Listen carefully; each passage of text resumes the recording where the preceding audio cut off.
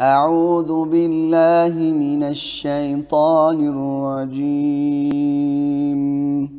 بسم الله الرحمن الرحيم.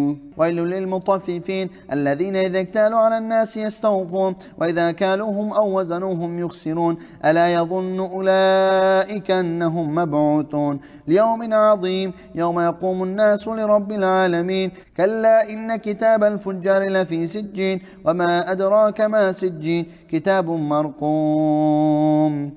ويل يومئذ للمكذبين الذين يكذبون بيوم الدين وما يكذب به إلا كل معتد أثيم. إذا تتلى عليه آياتنا قال أساطير الأولين كلا بل ران على قلوبهم ما كانوا يكسبون. كلا إنهم عن ربهم يومئذ لمحجوبون ثم إنهم لصالوا الجحيم ثم يقال هذا الذي كنتم به تكذبون. كلا إن كتاب الأبرار لفي عليين وما أدراك ما عليون كتاب مرقوم يشهده المقربون إن الأبرار لفي نعيم على الأرائك ينظرون تعرف في وجوههم نضرة النعيم يسقون من رحيق مختوم ختامه مسك وفي ذلك فليتنافس المتنافسون ومزاجه من تسنيم عينا يشرب بها المقربون.